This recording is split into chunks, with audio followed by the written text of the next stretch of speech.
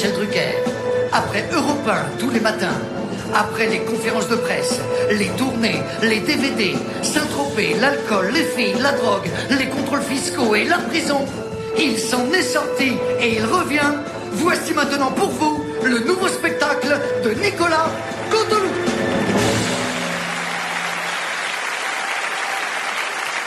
Mais avant de commencer, pour rassurer votre public, Nicolas, quand tant d'autres ont changé face au succès, une seule question, la question. Vous, Nicolas Canteloup, avez-vous changé? Non, j'ai pas changé, moi.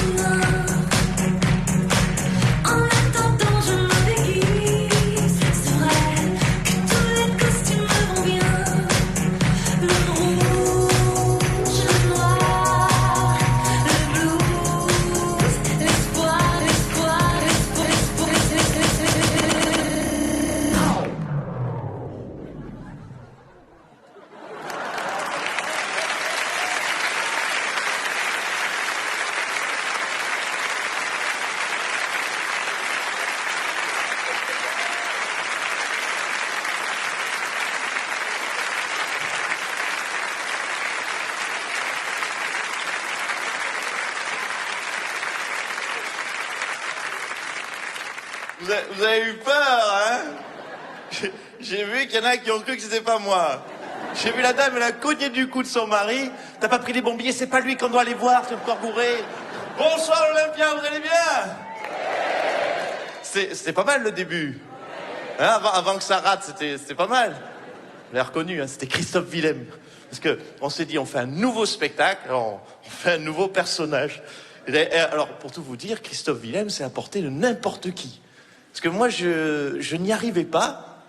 Et puis j'ai eu le déclic sur le pas de danse de Christophe Willem. Je suis allé à la clinique du sport. Je me suis fait enlever les 2 ménisques et les 2 ligaments croisés des 2 genoux. Et depuis, Christophe Willem, ça va tout seul. Non, la vraie difficulté, c'est d'arriver à faire la voix de Christophe Willem. Et c'est là où est intervenue l'idée de génie de François qui est l'ingénieur du son du spectacle et qui m'a dit « T'inquiète pas, Nico ».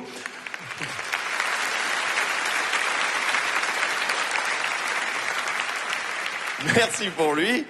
Il m'a dit « T'inquiète pas, je te mettrai le vrai disque de Christophe Willem. Tu bougeras simplement les lèvres cachées derrière le micro, ils y verront que du feu, surtout ceux qui sont allés se paumer au fond du balcon de l'Olympia. » Et c'est là où... Ah, mais j'ai eu la même réaction que vous. Non, je dis, j'ai eu la même réaction que vous. Et sur ce, François a rajouté, t'inquiète pas Nico, j'ai fait ça des dizaines de fois sur les concerts de Johnny, sur les concerts de Sardou, j'ai encore fait ça la semaine dernière sur celui de Pavarotti, ça passera comme une lettre à la poste. Voilà, mesdames, messieurs, où on en est. En tout cas, ça ne m'enlèvera pas le plaisir d'être avec vous ce soir parce que ça fait 4 ans que j'attends ce moment de venir sur cette belle scène de l'Olympia. Et alors 4 ans, tout simplement, parce qu'en fait, on essaye avec toute l'équipe de faire un nouveau spectacle tous les 4 ans. Voilà, c'est mon cycle à moi, 4 ans, c'est mon cycle. Voilà, je suis pas le seul, hein, il y en a plein qui ont des cycles de 4 ans. Hein? Si, Charles Aznavour, tous les 4 ans, il fait ses adieux au Palais des Congrès. Jean-Louis Borloo, tous les 4 ans, il prend une douche. Gérard Chivardi, la journée sans alcool de Gérard Chivardi. Vous le savez, c'est tous les... Non, c'est tous les 8 ans, lui. Et puis tous les 4 ans, il y a ça.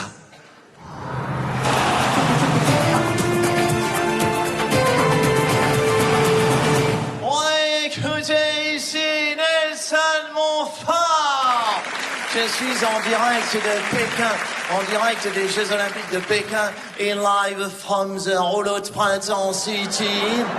Je suis entouré, comme vous le voyez ici, de tous les gens du village olympique, all the village people. Il y a bien sûr ici tous les athlètes français, all the French losers. Vous le savez, pour arriver au meilleur niveau, 4 ans de préparation, 4 years of picos. Et j'aperçois Bernard Laporte, l'ex-entraîneur du 15 de France, the ex-chorégraphe of the Chippendales. Désormais, nous le savons, et c'est une très bonne nouvelle, le rugby est sport olympique. Demain, c'est France-Angleterre. C'est un match très attendu qui promet d'être musclé. It will be a massacre, corrida, boucherie, Pearl Harbor. Mais, Bernard Laporte, vous avez profité de ces Jeux Olympiques pour réunir tous les présidents et présidentes de fédérations des différents sports français olympiques pour leur annoncer les budgets de l'année 2009. Nous écoutons donc tout de suite le secrétaire d'État auprès de Roselyne Bachelot, the scribouillard of the géranium.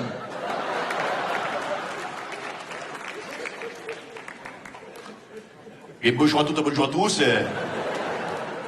Donc, très simplement, en tant que secrétaire d'État, j'ai décidé de tout remettre à plat et de regrouper les sports par catégorie. En première catégorie, dorénavant, nous aurons les sports suivants. Tennis de table, squash, badminton, pelote basque, jokari. Tous les sports de raquettes, de balles, de baballe, qui sont regroupés dans une nouvelle catégorie, nouvellement nommée sport de tapette. Donc, total des subventions pour les sports de tapette pour l'année 2009, 0. Oui, pardon, oui, non, j'ai pas précisé, autant pour moi. Oui, c'est un euro, c'est un euro. Deuxième catégorie, les sports de tafiole. Ce sont globalement tous les sports de fiotte qui nécessitent une épilation. Je pense bien sûr au cyclisme, gymnastique, natation synchronisée, patinage artistique ou la hop. Total des subventions pour les sports de tafiole pour l'année 2009. 0 €. Oui, pardon, autant pour moi. Oui, j'ai pas précisé. C'est l'enveloppe pour toute l'année. Et à vous de gérer votre budget, calculez ce que ça vous fait chaque mois. Troisième catégorie, les sports de tarlouse. Ce sont tous les sports de gonzesse qui nécessitent une protection. Un casque, une épaulière, une genouillère, que sais-je. Je pense bien sûr à l'escrime, le masque, hockey sur gazon, hockey sur glace, football américain, course automobile, ski alpin. Pardon, monsieur Killy? Si, ski alpin. Si, monsieur Killy, ski alpin. Ski alpin, vous avez bien casque et genouillère, ski alpin. Non, attendez, monsieur Killy, des gars qui passent entre des piquets, en tortillant du cul, en doudoune de fluo, j'appelle ça un sport de tarlouse.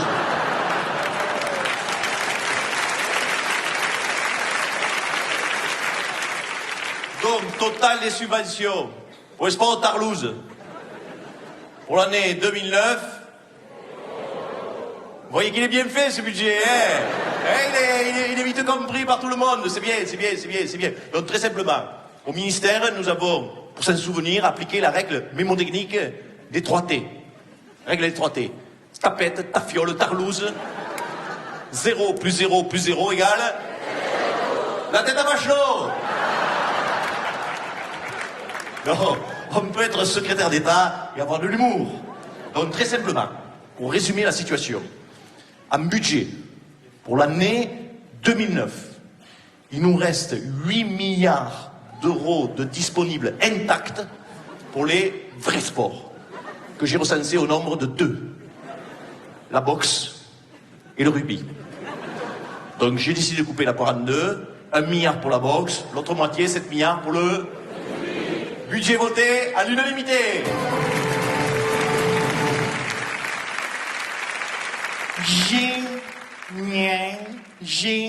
Raroys pour vous servir. Nous sommes toujours ici en direct de Pékin dans les studios de France Télévisions de Pékin, France 2, France 3, France 4, France 5, France tout. Ici, à Pékin, nous sommes jeudi, il est 14h. Chez vous, à Paris, bien sûr, avec le décalage horaire, puisque vous savez, il y a 47 heures de décalage horaire. Donc, chez vous, à Paris, il est avant-hier. Voilà. Vous êtes mardi, nous, il est jeudi. Voilà. Oui, on me le confirme. Voilà. Nous, en tout cas, ici, c'est sûr, il est aujourd'hui, ça, c'est sûr. Bref, c'est pas la même heure. Pourquoi? À cause du fameux décalage horaire, les fameux fuseaux horaire, comment ça marche? Très simplement. Et vous savez, il y a 2 hémisphères, le nord, le sud, l'est et l'ouest. Si on creuse à la verticale de Pékin vers Paris, ça fait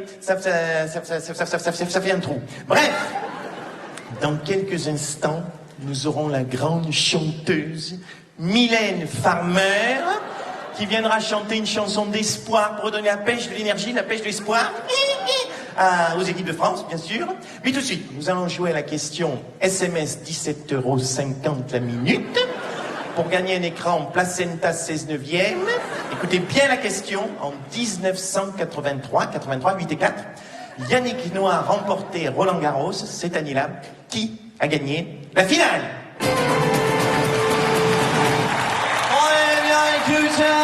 Je reprends l'antenne car nous sommes en direct du stade olympique pour le départ de la grande finale du relais 4x100 mètres féminin. Et nous attendons dans quelques instants ce départ qui... Oula, que se passe-t-il? Alors là, non. Non, alors ça, c'est le 100 mètres masculin, alors que... Non, c'est... Ah non, c'est un moine tibétain avec des tongs et des menottes dans le dos, poursuivi par la police chinoise, à mon avis. Il va battre un record. Voilà. Nous revenons tout de suite à ce qui nous intéresse. Le relais 4x100 mètres féminin avec les 4 Françaises qui représentent merveilleusement les dom-toms, les 4 Françaises, the Jackson 5. Et je m'approche à présent pour son grand retour de notre sprinteuse Christine Aron. Christine Aron, la reine de l'athlétisme, the queen of the claquage. Christine Aron qui est au départ, Christine Aron qui a fait véritablement le vide dans sa tête. She's like Paris Hilton. Alors ma chère Christine, comment vous sentez-vous à quelques secondes du départ? What time is it? Pardon Christine? Ah oui d'accord. Oui Christine me fait signe que je suis, oui tout à fait, je suis dans l'axe de la course de Christine, oui tout à fait, oui, je comprends bien. Donc je vais demander également à mon caméraman de se déplacer, se mettre plutôt dans le couloir de la concurrente éthiopienne. À mon avis, oui, ça devrait passer vu son gabarit, au moins de profil en tout cas. Moi, je vais me positionner entre Christine Aron, pardonnez-moi mademoiselle, et la concurrente jamaïcaine, pardon, oui, moi aussi j'aime beaucoup Bob Marley, voilà. Alors, dans quelques instants, c'est que le départ de Christine le regard dirigé vers l'objectif, véritablement, elle est très concentrée, ça devrait être très bon départ de Christine. Très bon départ de Christine. Christine qui déroule merveilleusement bien. Oh là là, mais que se passe-t-il? Il semblerait que Christine se soit prise les pieds dans un film. Mais qu'est-ce que c'est que ce film? Et d'où vient ce film?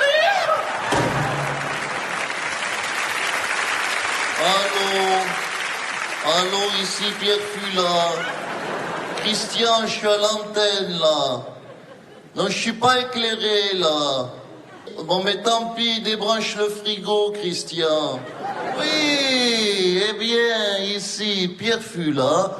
Nous sommes ici en direct des Jeux paralympiques, en direct de la province chinoise de Sinspansun, dans le petit village de Sanskousté, 468 habitants. Autant vous dire que je suis dans le trou du sudoku du monde. Des Jeux paralympiques, je vous le disais, qui se déroulent merveilleusement bien, mis à part une petite réserve concernant cette nouvelle épreuve, le biathlon non-voyant, ce combiné ski de fond, tir à la carabine non-voyant s'est mal passé. Autant l'épreuve de ski de fond a été magnifique, autant le bilan du tir à la carabine non-voyant couché 25 mètres est plus mitigé puisqu'on déplore 6 morts, dont 3 dans un état grave. Les victimes sont 3 spectateurs, 2 juges et un pisteur. À suivre dès demain une épreuve qui promet d'être spectaculaire, c'est le saut à ski, unijambiste, non-voyant, avec chien.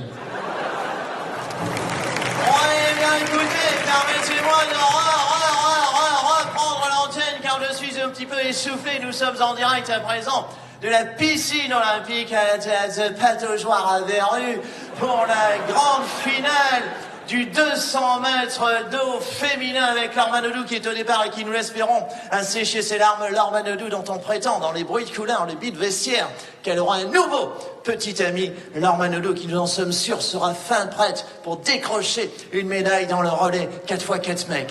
À présent, Je m'approche de Laure Manodou qui semble véritablement comme un poisson dans l'eau. She's like a virgin.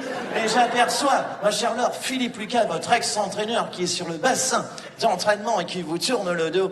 Peut-être un message de réconciliation à Philippe Lucas, ma chère Laure. Ça, je ne peux pas traduire, là. Je vous y allais un petit peu fort, ma chère Laure. Nous sommes sur France Télévisions. Je ne peux pas traduire ce genre de propos. Oups là, pardon, excusez-moi, mademoiselle. Je viens de marcher malencontreusement sur les doigts de la nageuse autrichienne. Pardon, mademoiselle, mes excuses. En même temps, mademoiselle, quand on sait nager, on ne se tient pas au bord du bassin. Voilà, à présent, je suis tout à côté de Philippe Lucas. Philippe Lucas, qui a fait de Laure Manodou son ex-championne, la plus grande nageuse du monde, the biggest casse-couille of the world. Alors, mon cher Philippe, est-ce que vous avez un message de réconciliation à adresser à votre ex-championne? Je n'y manquerai pas. Apparemment, il y a encore un petit peu de ressentiment. Ça fait 2 fois, mademoiselle. Apparemment, il y a encore un petit peu de ressentiment, n'est-ce pas, mon cher Philippe? Ah, ben ouais, il y a du ressentiment. Ben pourquoi? Parce que vous, les journalistes, vous me faites passer pour un bourrin. Hein? Mais pourquoi ils avancent mes nageuses? Parce que je sais les récompenser, c'est tout. Ben regardez comment ça se passe, quelle heure est-il, là? 4 heures? Ben c'est l'heure du goûter, ça te tombe bien. Allez, Fifi. Laurie, Marie, Christelle. Regardez comme elles sont intelligentes, elles savent qu'on parle d'elles, là. Regardez comment elles ont l'œil qui brille. Hein? Ah non, ça c'est pas. Ça c'est pas la peur, c'est la faim, ça. En général, quand on leur lance, elles poussent des petits cris, là. Allez, hop. Ah mais il est frais, tu rigoles ou quoi? Je l'ai pêché ce matin dans la Seine. Bien sûr qu'il est frais. Allez, Fifi, allez, hop. Ah mais forcément, quand tu donnes à becter à une, après les autres sont jalouses. Hein. Ah ben on sait s'amuser dans le boulot, hein. Des fois on jette là et puis hop, on est là-bas. Laurie, Marie, Christelle. Quand elle nage mal, ah ben quand elle nage mal, faut bien qu'elle bouffe, hein. Et quand elle nage mal, il y a ça. Allez.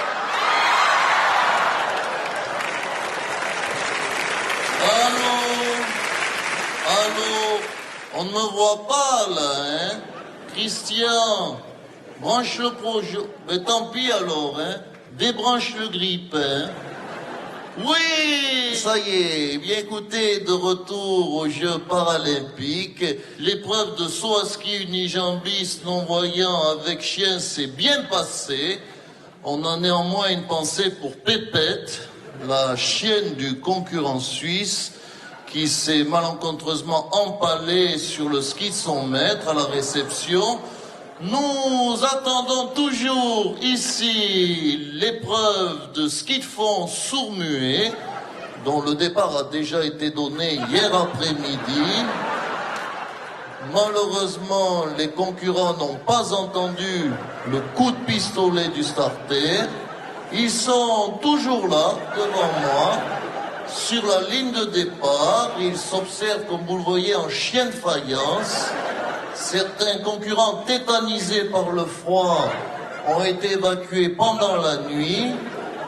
Le vainqueur sera très certainement le dernier d'ailleurs à rester debout. En tout cas, la bonne nouvelle, c'est qu'on est sûr que c'est un bleu qui va gagner.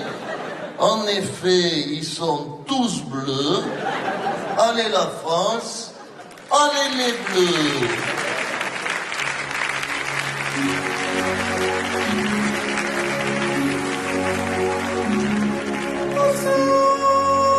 Armes citoyens,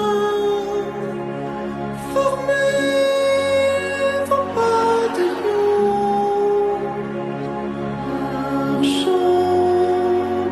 marchons, qu'un sang plus.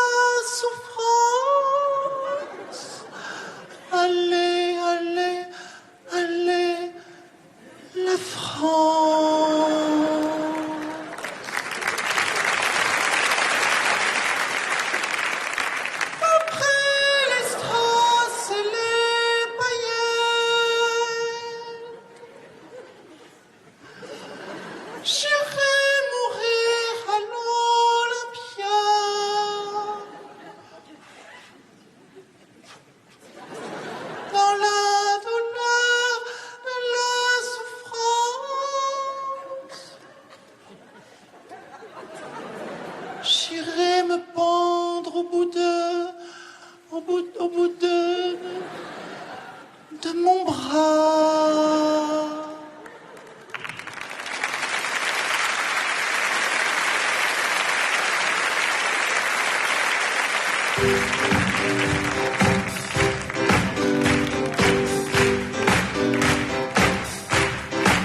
Cette année-là,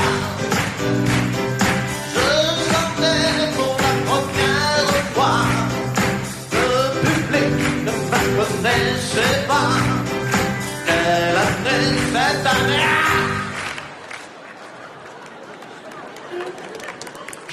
J'adore Claude François, alors je me suis dit, ben, je le fais, voilà. Et puis en plus, vous le savez, ça tombe très bien, parce que ça fait 30 ans, quasiment pile, que Claude est parti. Et Claude, je sais pas comment vous le ressentez, mais toujours parmi nous, grâce à ses chansons qui sont indémodables. Pourquoi? Ben, très simplement parce qu'il avait ce talent, ce coup d'avance, ce côté visionnaire, avant-gardiste dans le choix du thème de ses chansons. Prenez un thème comme l'écologie, par exemple. Claude, il y a déjà 30 ans, se sentait déjà très concerné par le réchauffement climatique. Oui, il avait déjà parlé du réchauffement de la planète. Il fait beau, il fait chaud.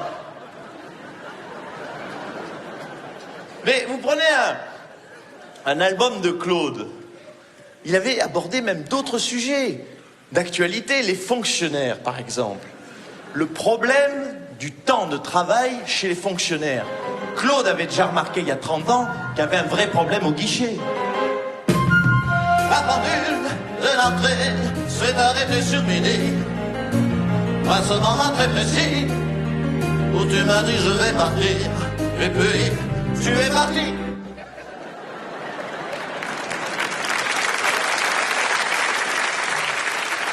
Mais il faut lui reconnaître qu'il a aussi abordé des sujets difficiles.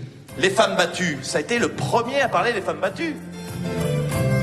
Elle a les yeux bleus, Belinda.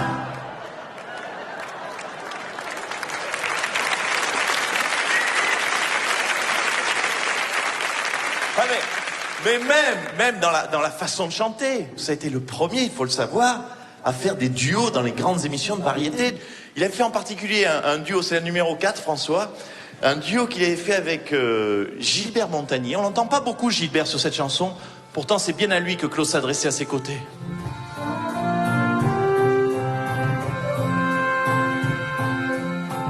Et ça fait combien de temps que tu n'as pas pu un peu plier une fleur des champs?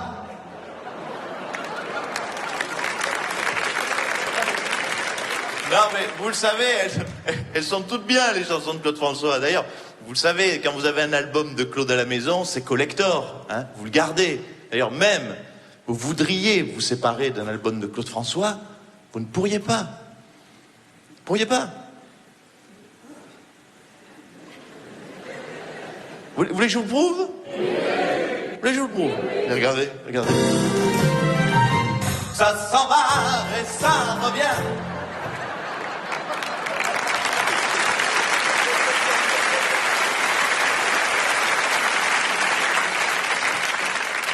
« 15 jours de répétition à l'Olympiade. » Et ah oui, alors et puis Claude, il avait cette force, c'est qu'il n'hésitait pas à aborder même c'était le premier à aborder des sujets tabous, des sujets un peu touchy, les sextoys. Vous savez, ces petits objets sexuels très tendance qu'on trouve même aujourd'hui dans les supermarchés. Mais Claude en avait parlé. Il faisait quand il roulait, quand il tournait, quand il marchait. Je ne sais pas ce que c'était, je crois que je ne saurais jamais.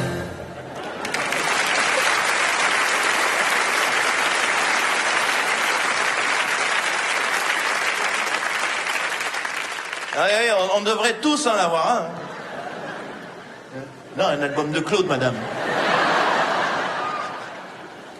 Non, mais ça c'était la force de Claude, c'est qu'il pouvait aborder n'importe quel sujet. Comme il y rajoutait une musique légère, ça passait tout seul. Alors que d'autres, sur des sujets déjà délicats, un peu lourds, rajoutent une musique stressante, angoissante. Le spécialiste, c'est Christophe Ondelat.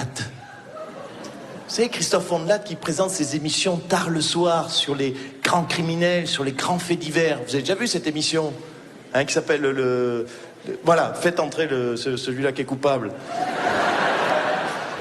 Elle est bien fichue cette émission. Hein.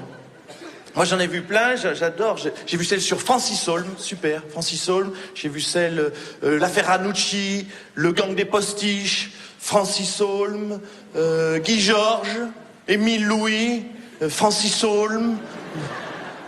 Ah oui, non mais le nombre de tueurs en France qui s'appellent Francis Holm.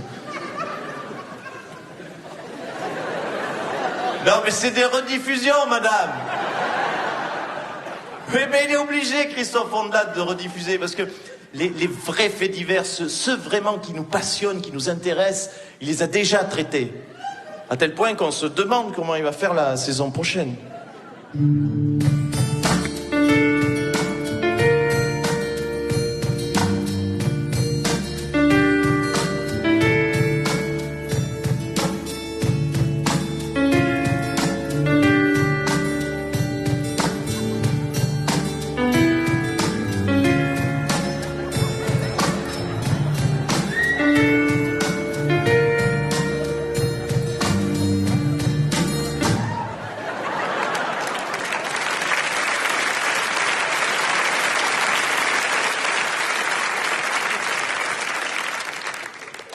Christian Wolf. Il aura fallu 9 ans pour traquer, arrêter et condamner ce tueur. C'est lui qui, un soir d'été, a tué, dans une petite forêt d'Alsace, à quelques kilomètres de Marseille, une fillette âgée de 8 ans.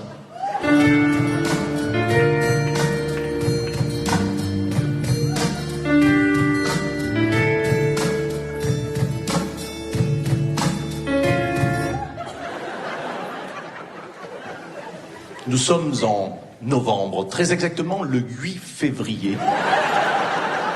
Bref, c'est l'été, et en ce soir de Noël, la fillette quitte le domicile familial pour se rendre chez sa grand-mère.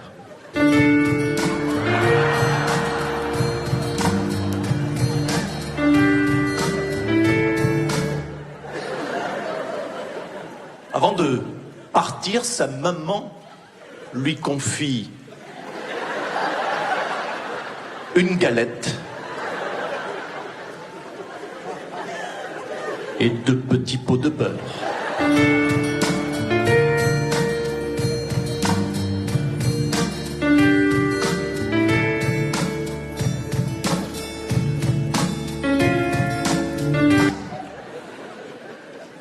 La grand-mère habite à 130 kilomètres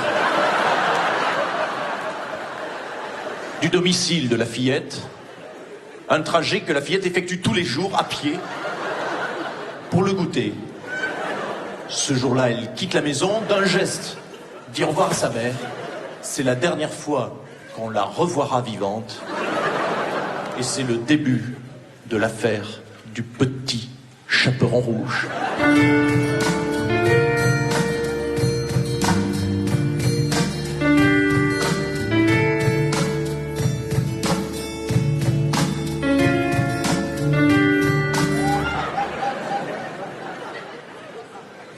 À ce stade de l'enquête, déjà des questions se posent. Quoi qu'a-t-il bien pu n'arriver? Où qu'a-t-elle bien pu passer? Surtout, qui qu'a-t-elle bien pu rencontrer? Autant de questions restées sans réponse. Pourtant, Wolf est bien connu des services de police. Dans le milieu, il est surnommé le loup. Déjà soupçonné dans l'affaire du Petit Pierre, la fameuse affaire de Pierre et le loup. Suspecté dans l'affaire des marcassins, des porcinés, les fameux 3 petits cochons. Et enfin soupçonné dans cette triste affaire d'un certain monsieur Seguin et de sa chèvre, prise en otage et enfin libérée.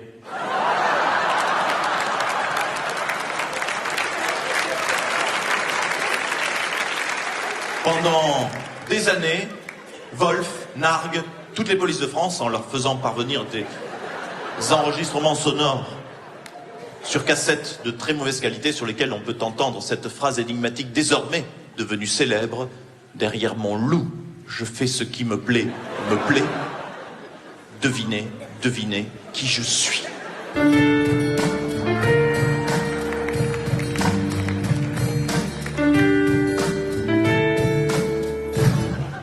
Professeur Gérard Miller, bonjour.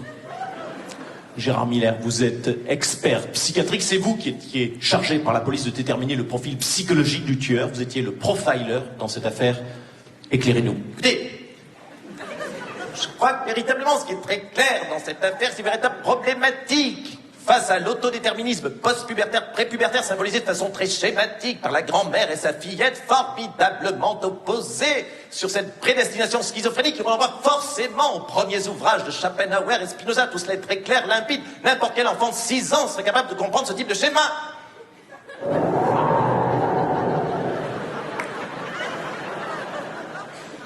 Vous l'avez compris, la police piétine. Pourtant, l'enquête prend un virage déterminant le jour où Wolf est surpris au domicile de la grand-mère, entre ses mains, un couteau ensanglanté plein de sang, à ses pieds une petite paire de mocassins rouge vernis taille 32, alors que Wolf chausse du 47,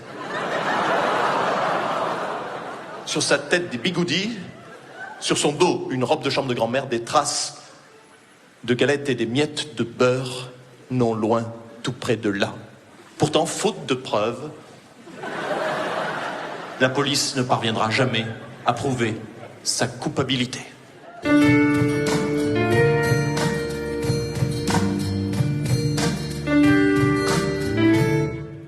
Commissaire Laspal, bonjour. Commissaire Laspal, vous étiez le policier, l'enquêteur chargé de ce dossier. C'est vous qui, le premier, êtes arrivé sur les lieux, commissaire Laspal. Non! Moi, j'ai pas voulu y aller. Ça foutait trop les jetons. Un loup, en pleine forêt, en pleine nuit. J'ai demandé à être dessaisi. Et donc personne n'est allé sur les lieux ce jour-là? Si! Il y en a qui ont essayé. Mais ils ont eu des problèmes.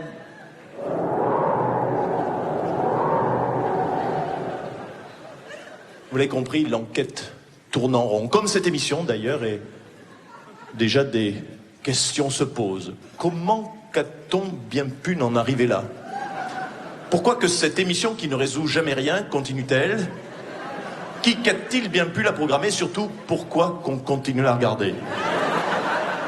Autant de questions auxquelles nous ne répondrons pas dans le prochain numéro de Faisez entrer celui-là qui est coupable.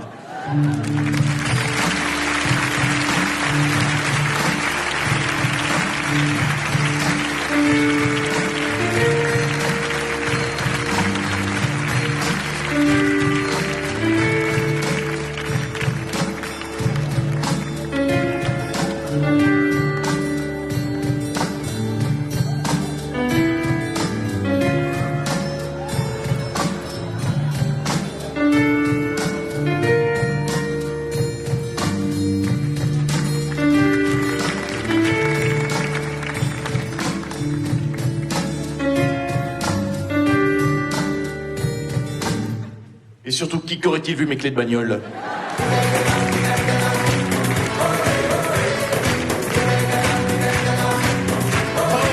Oui, c'est bien la compagnie créole, hein. C'est pour un nouveau spectacle, c'est moderne, hein. Mais ça, c'est aussi une idée de François. Étienne, c'est bon. Mesdames, messieurs, j'ai le plaisir de vous présenter Étienne. Étienne, qui vous l'a compris, est le décorateur du spectacle. Vous voyez, c'est lui qui apporte une petite touche de déco. Vous voyez, le téléphone d'époque, la lampe, la chaise, la table, la couleur du rideau, tout ça, c'est Étienne. C'est lui qui, vous voyez, avec 3 fois rien, il arrive mais à faire pas grand-chose, en fait. Alors, ça, il aime pas trop qu'on en parle. Moi, j'ai toujours beaucoup de plaisir à vous le dire, parce que voilà. Le nom de famille d'Étienne, c'est Hart. Étienne Hart, ça vous rappelle peut-être quelque chose, mesdames, messieurs, c'est le fils de Roger Hart.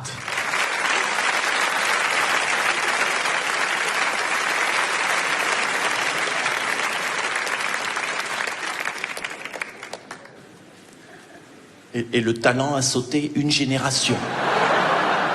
Alors, je vous ai beaucoup parlé de lui, c'est François qui est au son. Son vrai nom à François, c'est François Beethoven. Il est de la famille du célèbre... non, pas le compositeur, le chien, Beethoven. Et puis également, aux Lumières, nous avons Patrick Montagnier. C'est le fils de Gilbert Montagnier, c'est son papa qui lui a tout appris sur les Lumières. Voilà, mesdames, messieurs, l'équipe technique au grand complet.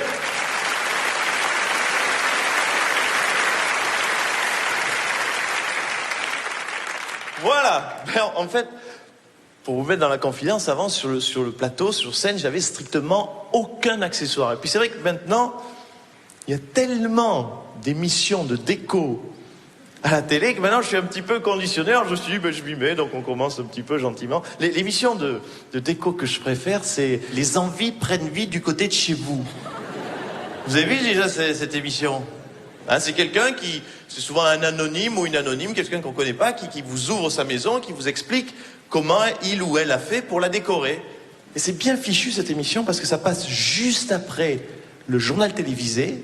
On vient de voir des images de Bagdad, de Beyrouth en ruine. Et c'est vrai que pour des gens qui vont être amenés à faire des travaux, ça peut leur donner des idées.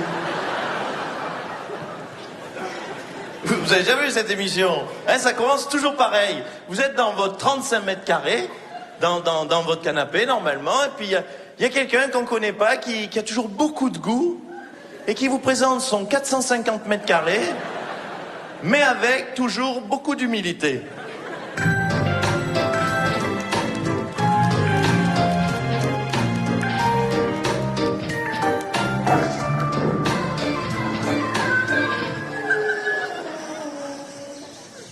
Bonjour, bienvenue au paradis, Christiane Dubois, enchantée. Excusez-moi. Les chiens, Welbeck, Warhol, cocher. Excusez-moi, c'était les chiens. Bonjour, bienvenue dans notre univers. C'est vrai qu'avec mon mari Jean-Benoît, nous cherchions quelque chose de discret et d'atypique, et en même temps qui s'intègre bien avec la nature, et nous sommes tombés amoureux par hasard, vraiment. Les coups de chance sur ce magnifique petit village de Provence. On a véritablement eu, je crois, avec Jean-Ben, le coup de cœur, et on a fini par acheter. Voilà. Pardon? La maison? Quelle maison? Non, le village. On a acheté tout le village. On a simplement relié les maisons par des passerelles, comme vous le voyez, pour faire comme un grand loft. Voilà. On entame la visite, je passe devant. Pardonnez-moi, c'est très impoli de ma part. Je passe quand même devant. Excusez-moi. Voilà, je passe devant. Oui. Non, pardon, excusez-moi. Non, ne marchez pas dessus. C'est du marbre rose de Toscane, c'est très cher. Alors véritablement, le maître mot qui nous a guidés dans ces travaux avec Jean-Benoît, ça a été la simplicité. Donc là, nous arrivons dans le salon avec la piscine et son plongeoir de 10 mètres. Oui, nous avons la chance d'avoir une belle hauteur de plafond. Ça passe juste pour... C'est très chaud. Vous me suivez? Voilà. On continue la visite. Voilà. Oh, attention, non, s'il vous plaît, ne marchez pas dessus. Ce sont des tomates du Luberon, c'est très cher. Ah, je sais, oui, elles sont très belles. Oui, mais c'est un petit peu la saison. La saison des tomates. Je m'arrive. Voilà, alors là, nous allons passer par la chambre des enfants. Oui, tout à fait, c'est l'école communale, les 3 hectares. Oh, avant-hier, ils ont joué à cache-cache, je ne les ai pas encore trouvés. Enfin. Oh, les petits chameaux. Alors là, nous arrivons à la pièce maîtresse, la chapelle.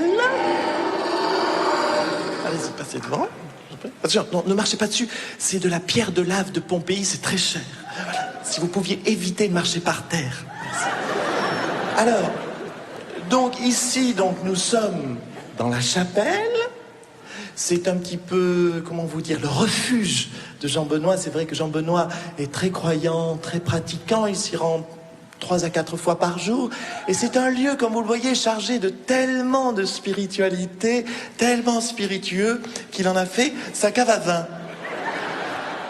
Alors, tout à fait, nous avons apporté une petite touche sonore à cet endroit. Nous l'avons sonorifié. Vous voulez voir? Avec plaisir.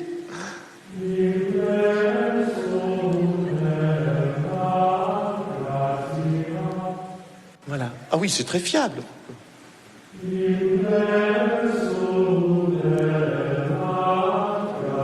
Voilà, oui. Pardon? À quoi ça sert? À rien. Mais c'est très cher. Ah, c'est du très bon matériel, c'est une très bonne marque. Oh, c'est marqué sur le bouton. On-off.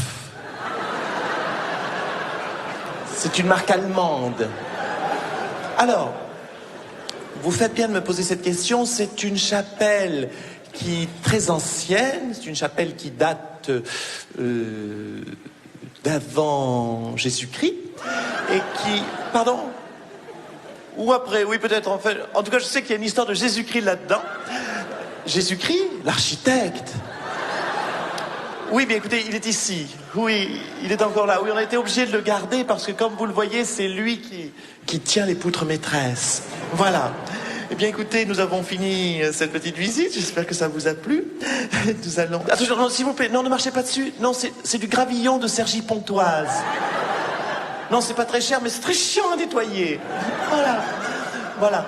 Non, non, ne me demandez pas ça, j'ai horreur de donner des leçons devant les caméras, si ce n'est que, voilà, comme vous l'avez vu, avec un petit peu de broc, un petit peu de briques, 2-3 bouts de ficelle et 800 000 €, on peut arriver à améliorer son intérieur, et j'espère que ceux qui nous regardent feront aussi des envieux du côté de chez eux.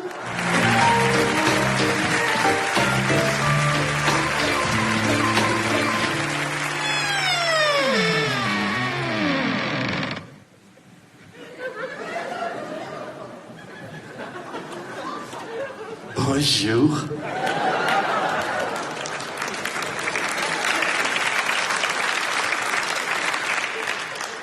Écoutez, c'est vrai qu'avec mon épouse de l'époque, nous cherchions quelque chose de discret et d'atypique, et en même temps qui s'accorde bien avec mon mode de vie. Nous sommes tombés amoureux par hasard, vraiment, le coup de chance, sur ce magnifique palais de l'Élysée. Excusez-moi. Les chiens, Rayman, Rolex, Breitling, couchés.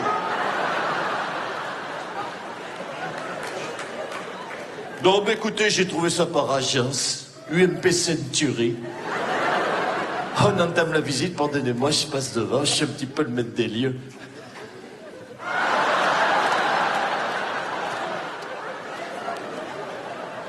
Donc là, nous arrivons, comme vous le voyez, dans le salon. Faites pas attention à la déco, c'est vrai que c'est un petit peu vieillot, je vous l'accorde. On est passé derrière un couple de personnes âgées.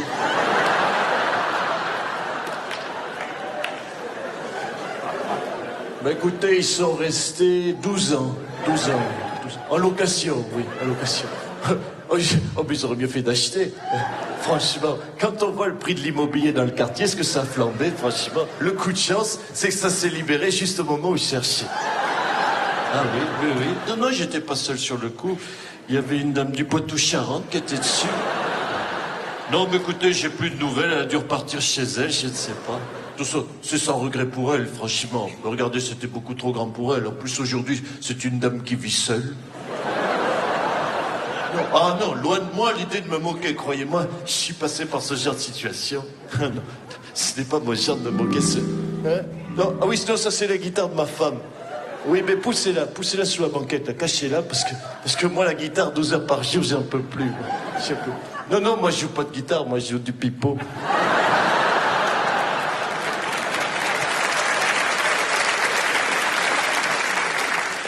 Non, mais écoutez, ça devient infernal, les garanties qu'il faut fournir de nos jours pour se loger en plein Paris. Oh ben, écoutez, j'ai été obligé de faire comme tout le monde, j'ai un petit peu triché sur le dossier que je présentais. Ben écoutez, j'ai gonflé 2-3 chiffres, j'ai raconté un petit peu tout et n'importe quoi, puis c'est passé. Ah si, quand même, si, il a fallu que je fasse faire une lettre de caution, enfin quelqu'un qui se porte garant, qui fasse une lettre. Oui. Hein? Guy Moquet. Là où j'ai eu peur, c'est quand j'ai vu le montant du loyer. Heureusement que j'étais augmenté de 140%, sinon je passais pas. Ah, mais c'est sûr qu'on en a pour son argent. Mais c'est beaucoup trop grand, c'est démesuré. Regardez, la hauteur des plafonds. À quoi ça sert une hauteur des plafonds pareille? Tiens, même la hauteur du lavabo. À quoi ça sert? Même la hauteur des bords de fenêtre.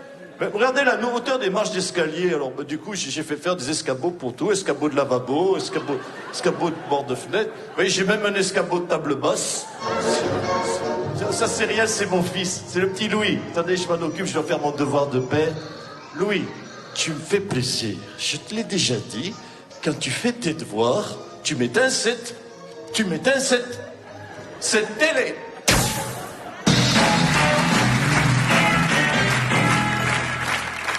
mademoiselle. Je viens pour récupérer des points. Non, pas pour le permis de conduire, pour le permis politique. Salle numéro 4, je vous remercie. Villepin, Dominique de... Bonjour, je coche un sujet, je vous remercie.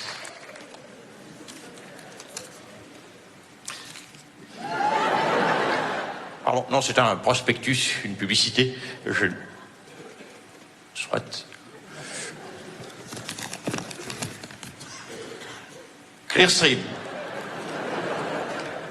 Écoutez, je suis très à l'aise pour parler de Clearstream. Il faut être très précis concernant l'identité des personnes mises en cause. Il faut savoir de quel Clearstream on parle. S'agit-il de Christine Ockrent, Christine Bravo, Christine Véjoncourt? Hors sujet? Merci. Merci de votre indulgence. Merci. Un autre sujet. Napoléon. Napoléon. J'ai écrit sur Napoléon. Napoléon était un personnage passionnant, multifacette, imprévisible, mais aussi égocentrique, prêt à tout, rancunier, complexé par sa petite taille, capable d'être agressif avec les plus faibles, subissant régulièrement les aléas de sa vie de couple avec Cécilia de Beauharnais. Il avait en particulier... Pardon? J'ai dit Cécile. Autant pour moi, oui. La fin tragique de Napoléon. Oui, j'y viens. C'est le plus passionnant, d'ailleurs. Napoléon, comme chacun le sait, aimait particulièrement le jogging. Il courait sur une petite route de Corse avec ses Ray-Ban et sa grosse Rolex. Lorsqu'un 4x4, conduit par un homme élégant, la cinquantaine rayonnante et blanchissante, l'a malencontreusement écrasé. Puis le 4x4 a méticuleusement refait une marche arrière pour lui écraser une nouvelle fois la tronche. Non, ce n'est peut-être pas la vraie histoire, mon cher monsieur, mais sachez que l'histoire, ça se réécrit. Madame Royale Ségolène. Mademoiselle!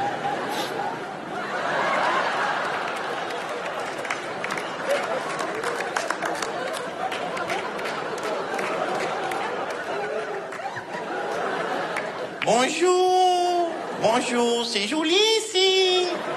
Vous allez bien le public? Vous allez bien devant? Vous allez bien au fond? Ils sont bien au fond. Ils n'ont pas les moyens, mais ils sont bien. Vous voyez qu'il y a un vrai problème de pouvoir d'achat et d'inégalité dans ce pays.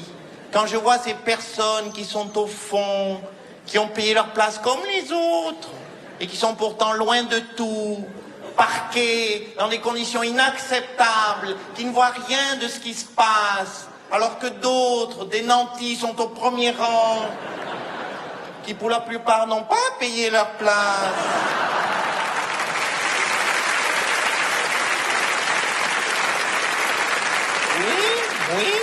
Oui, je serai toujours là pour pointer du doigt les inégalités. Et croyez-moi, j'ai le doigt long. Oui, vous permettez? Vous permettez que je m'adresse à mes électeurs? Il y a quand même 47% des gens qui sont ici qui ont voté pour moi. C'est quasiment 4 personnes sur 3.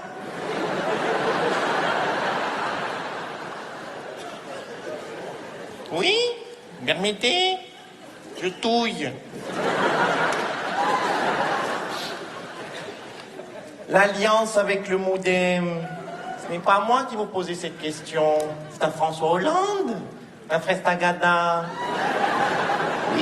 Oui, le premier secrétaire. C'est lui le spécialiste du jeu de l'Alliance, car croyez-moi, c'est un expert. L'année dernière, l'Alliance, avant de partir en meeting en province, il savait l'enlever à chaque fois. Tout ça pour aller rejoindre cette connasse. Pardon, j'ai dit connasse, ça m'étonnerait parce que ce n'est pas un mot qui fait partie de mon vocabulaire. En tout cas, si elle et François sont heureux, c'est tout le malheur que je leur souhaite. Je leur souhaite aussi de pas me croiser, parce que si je la croise à cette pouffe, je lui fais bouffer sa collection de Paris Match et de Voici, je l'explose, je la ventile, je la disperse aux 4 coins de Paris façon puzzle. Oui, calmez-vous. Je suis très calme. Merci, madame. Mademoiselle. Hollande François. Oh, Bibiche, tu es là? Monsieur Hollande François. Écoutez, je ne suis pas en mesure de répondre à vos questions. Est-ce que je peux m'éclipser de ce côté? Non? Ah, il n'y a pas d'issue à gauche. Décidément. Bon, Bibiche, non, je t'explique les choses. Oui, monsieur, c'est pourquoi? Raffarin. Jean-Pierre Raffarin. Je suis dans le couloir depuis ce matin. Je n'ai pas entendu mon nom. Je pense que c'est un oubli de votre part. Voilà, monsieur Raffarin. R-A-F-F-A-R-I-N. J'étais Premier ministre. Ah si, j'étais Premier ministre. Ah si, justement, j'ai amené mon pressbook. Je suis en photo avec Jacques Chirac. Regardez. Hein? Oui, non, là c'est avec Laurie, mais j'ai aussi des photos avec Jacques Chirac. Voilà. Alors, Godin Jean-Claude. Mais je n'ai pas répondu à vos questions. Attendez, écoutez, très simplement. Jean-Claude Godin est un ami, il va vous dire qui je suis. Jean-Claude, dis-leur qui je suis, c'est moi. C'est moi. Jean-Pierre Raffarin. R-A-F-F-A-R-I-N. Monsieur Godin Jean-Claude. Oh, mais bonjour à tous, bonjour à toutes. Écoutez, permettez-moi de me féliciter de cette réélection à Marseille. Je suis un miraculeux et un rescapé grâce à un taux de participation des Marseillais et des Marseillaises de 118%. Alors, je pioche un sujet au hasard. Alors, bien sûr. Non, oui, bien sûr. Alors, nous allons mélanger suspense. Merde, j'ai foutu où mon truc? Voilà. Pardon, une petite péripétie. Alors, la politique de l'urbanisme à Marseille. Écoutez, quand je vois Monsieur Delanoë qui se gargarise avec son vélo Vélib, mais permettez-moi de pouffer. Mais oui, je peux ouf, je pouffe, il peut ouf, nous pouffons, vous pouffez, il et elle poufillasse. Mais alors, mais le vélo en libre service, c'est une invention marseillaise. Et croyez-moi, à Marseille, pas besoin de paiement sur des bornes, des cartes bleues, de l'internet ou je ne sais quoi. À Marseille, une simple petite pince Monseigneur et tous les vélos sont en libre service. On a même avec ce système les scooters et Vélib, les motos Vélib, les appartements Vélib. Mais si un petit pied de biche craque et l'appartement est à vous, on a même les filles Vélib sur la Canebière. Là, par contre, la première demi-heure est payante. En même temps, c'est rare d'en faire 4 heures. Voilà, écoutez, je vous laisse. Mettez-moi la note que vous voulez. Je vous laisse une petite enveloppe. Ah non, c'est pas la corruption, c'est une tradition marseillaise. Voilà, je vous la laisse dans le double fond de votre urne. Il est où le double fond, hein? Comment ça, vous n'avez pas de double fond dans vos urnes? Ah, je vous donnerai l'adresse d'un fournisseur. Voilà, non, c'est simplement 2 billets pour le vélodrome, ainsi que quelques milliers d'euros pour un sandwich et des canettes. Chivardi Gérard.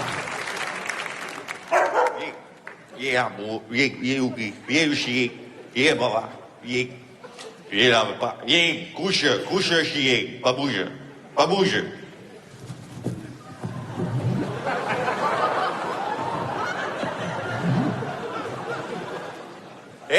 Pardon. Justement, je me disais, tiens, c'est un pote, et puis sortir. Excusez-moi, ça vous gêne pas? Je reviens de la chasse. Ça vous gêne pas, chien? Quoi, ça, c'est pas un chien? C'est un renard? Oh, putain, j'ai encore tué un chien. C'est le 12e de la saison.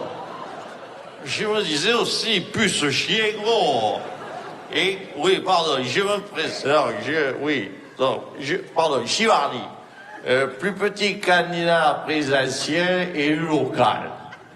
Chivardi, ça vient de mon grand-père d'origine espagnole, Jean-Pierre Chivas, et ma grand-mère d'origine italienne, Adrienne Baccardi. Chivas, Baccardi, Chivardi. Je mélange, je pioche le sujet, je mélange. J'adore les mélanges. Alors. écologie. Ça, c'est un sujet qui me tient d'accord. Avec mon comité de soutien, nous avons décidé de nous battre contre le gaspillage de cette ressource précieuse, l'eau. Ça se traduit comment? Nous avons décidé de ne plus mettre d'eau dans le pastis. Rien que sur les apéros, ça nous fait économiser 6 litres d'eau par jour et par personne, à raison de 3 apéros quotidiens. Et nous venons de voter une mesure courageuse, c'est un 4e apéro quotidien pour économiser encore plus d'eau. Et alors, jamais, je vois jamais le pastis pur. On coupe avec du Ricard. Et croyez-moi, c'est très bon pour la santé. J'ai fait une analyse de sang, nickel. Globules de rouge, globules de blanc, globules de jaune, nickel. Tiens, bande de rouge, vous avez goûté le nouveau Beaujolais, le Beaujolais cette année. Ah, vous avez eu tort. Vous avez eu tort parce qu'il est très bien, très fruité, à base de fruits rouges, de la banane, de la pomme, de la groseille, de la framboise, de la cerise griotte. En plus, c'est très bon pour l'équilibre alimentaire. Et, le docteur l'a dit, 5 fruits et légumes par jour. Allez, viens, Yogi, viens, papa. Sarkozy, Nicolas.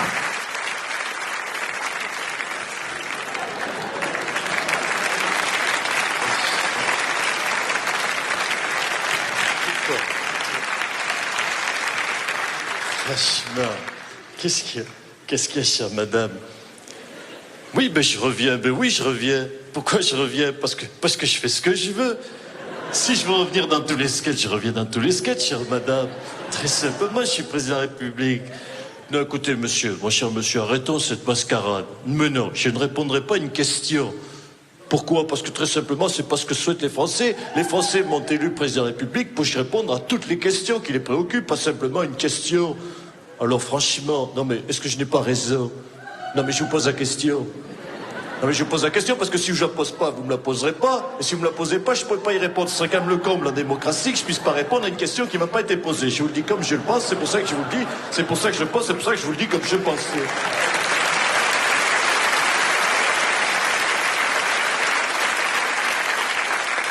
Mais écoutez, allons-y, je répondrai aux questions à la cantonade, comme à la belle époque, je vous en prie. Oui, monsieur.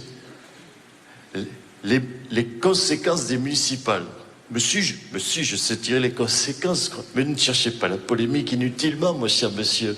Mais très concrètement, pour répondre à votre question, j'ai demandé à ce que chaque élève de CM2 fasse devoir de mémoire en retenant le nom d'un maire UMP qui a pris une branlée au premier tour. Ça, c'est concret, mon cher monsieur. Je vous en prie, allez-y. Oui, madame. La vie privée. Écoutez, la vie privée, j'étais sûr que ça viendrait d'une dame, n'y voyez pas malice.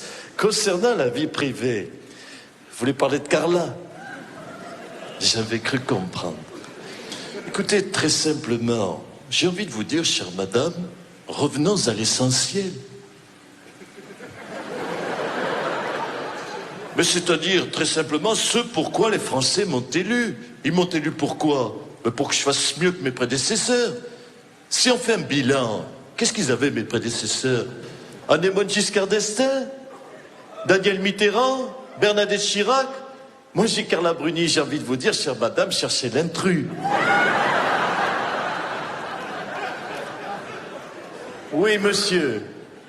Le pouvoir d'achat. Alors, concernant le pouvoir d'achat, qu'est-ce qu'il y a là-bas? Qu'est-ce qu'il y a là-haut? T'es pas content? T'as qu'à descendre, pauvre con!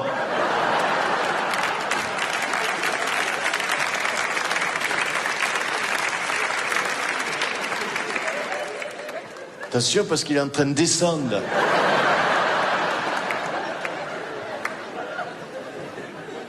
Oui, le pouvoir d'achat. Le pouvoir d'achat. Mais croyez-moi, j'ai décidé de prendre une décision. Parce qu'avec moi, à toutes les solutions, il y a un problème. Mais vous avez raison, mon cher monsieur. Aujourd'hui, je comprends votre souci. On ne peut plus faire comme avant. Avec 150 €, on n'arrive plus à remplir son caddie. Mais écoutez, j'ai décidé de prendre une mesure. C'est de convoquer avec François Fillon les patrons des grandes enseignes de distribution, que ce soit Leclerc, Auchan, Carrefour, Super U, j'en passe des meilleurs. Et croyez-moi, ils vont m'entendre. Ah ben ils vont m'entendre, mais parce que je vais leur dire. Mais je vais leur dire de faire des caddies plus petits.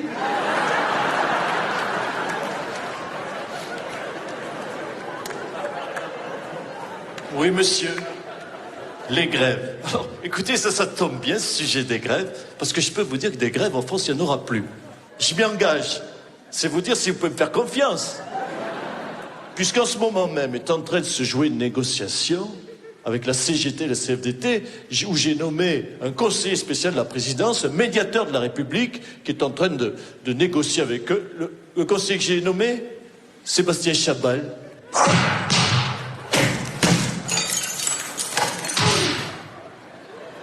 Mais écoutez, je crois qu'on approche d'une signature. C'est bon, plus de questions? Mais écoutez, si vous le permettez, j'aimerais avoir une pensée pour Ingrid Betancourt, qui est une préoccupation de chaque seconde, de chaque instant, de chaque minute, de chaque heure.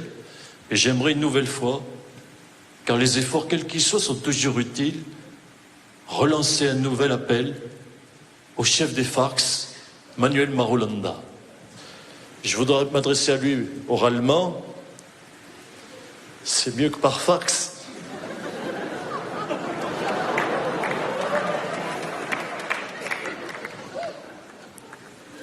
Bonjour, je suis Nicolas Sarkozy. Buongiorno. Esta Speedy González. Mio. Echangio. La Ingridas. Contro. La Michel Alliot Marias. La Bachilotas. La Boutinas. La Rachidas. Ça débarrasse.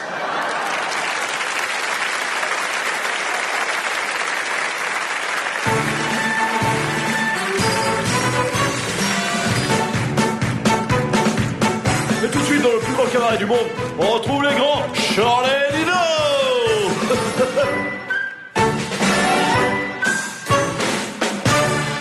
Mesdames, messieurs, j'ai le plaisir de vous présenter ma cousine Charlotte. Oh oui, c'est vrai.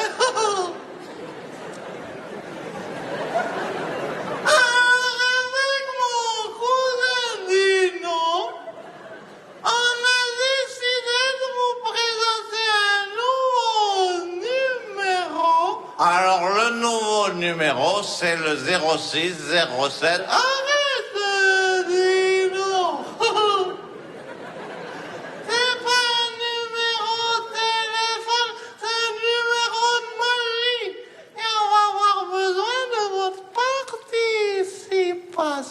Alors attention, hein, vous donnez ce que vous voulez. Hein.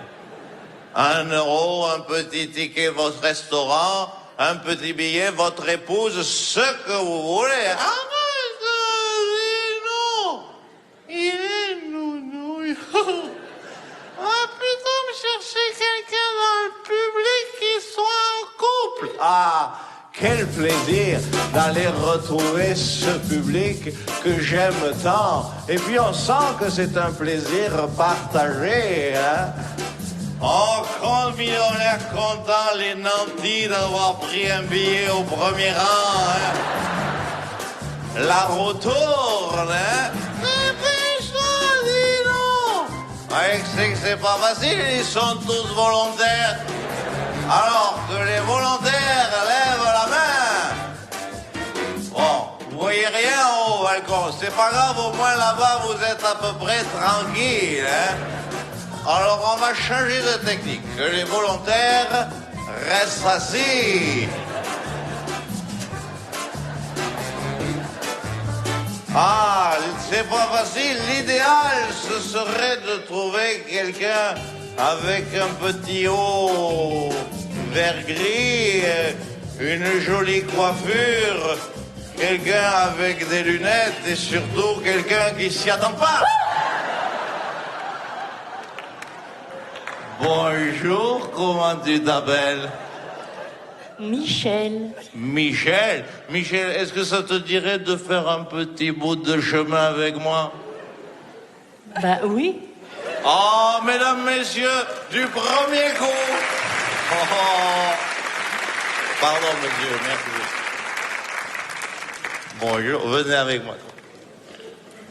Ah, si Michel, elle savait pourquoi elle a dit oui, elle aurait jamais accepté, hein. Arrête, dis non. Lui dis rien, il est nounouille. Mesdames, messieurs, je vous demande d'accueillir Michel.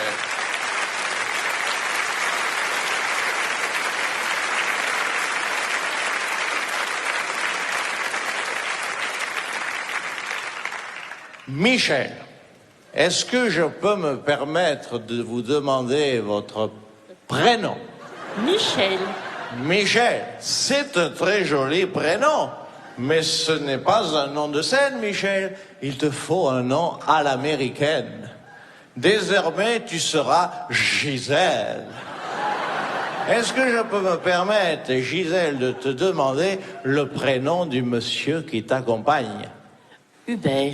Hubert, mesdames, messieurs, je vous présente notre couple de la soirée, Gisèle et Raymond. Gisèle, avant toute chose, avant de te laisser aller toute seule en boîte, la loi m'impose de te poser cette question. Est-ce que tu as 18 ans révolus à l'oreille? 22. Mais tu ne les fais pas, Gisèle. Gisèle, je vais avoir besoin de ta complicité. Peux-tu me suivre? Voilà. Et inspecter rapidement d'un coup d'œil cette boîte. Confirmer à notre public que cette boîte est bien... Qu'elle est bien... Vide. Ah non, elle est bleue.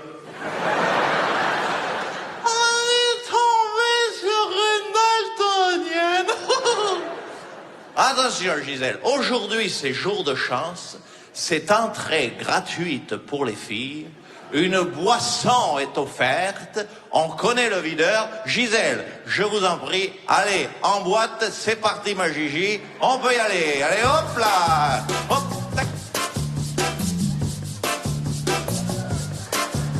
Ah bravo Raymond, hein. Ah vous êtes un homme moderne, hein. Laissez sa Gisèle aller toute seule en boîte, vous êtes courageux, hein? Oui, oui. Attention. Première phase du tour de magie. Roulement de tambour. Gisèle a disparu.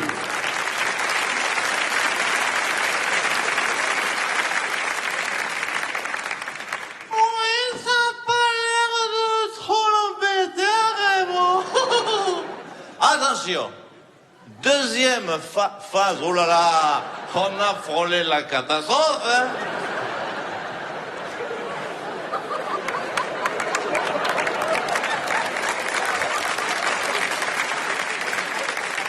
Le jour où il y avait la caméra, la cata, hein. Deuxième phase du tour de magie, la réapparition de Gisèle. Gisèle 2, le retour. Roulement de tambour. Gisèle. Oh merde. Gisèle. Gisèle. Oh. On l'a promis, Gisèle. Ah, elle est peut-être au petit coin, hein. Oh, alors, ça doit être un tout petit coin. Ah, mais je sais des noms. Il n'y a pas dit pour le... Ah, mais oui. Que je suis sot. Nous avons oublié une pièce maîtresse dans ce tour. C'est Raymond qui croyait y échapper. Raymond, rassurez-vous, restez à votre place. Raymond, on va avoir besoin de votre aide psychologique, de la transmission de pensée, de la télépathie. Regardez-moi, Raymond. Fermez les yeux, Raymond. Oui, non, mais regardez-moi. Non, mais fermez les yeux. Non, mais fermez les yeux en me regardant, Raymond. Bon, Raymond, vous allez devoir penser très fort dans votre tête cette phrase magique. Gisèle, je t'aime, reviens. On vous écoute, Raymond. Gisèle, je t'aime, reviens.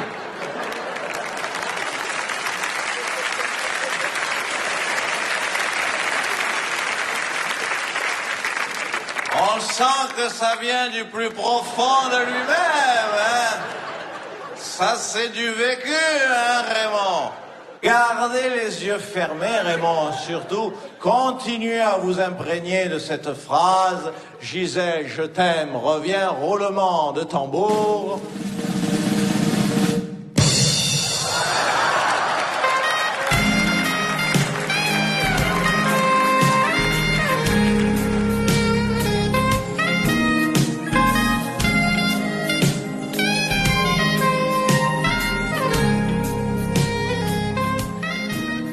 Raymond, n'ouvrez pas les yeux tout de suite, Raymond. On a un petit souci, Raymond. Vous êtes sûr que c'est à votre Gisèle que vous pensiez, Raymond? C'est pas Gisèle. Ah ben ça, j'avais remarqué, hein.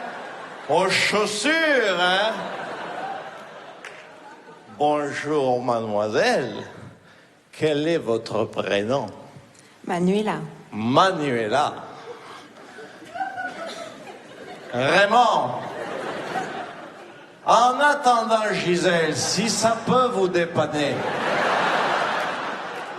Ah, bien sûr, vous teniez à votre Gisèle, hein. Gisèle, c'est un modèle plus familial, hein. Ça, c'est un modèle beaucoup plus sportif, hein. C'est comme qui dirait un cabriolet, hein. C'est...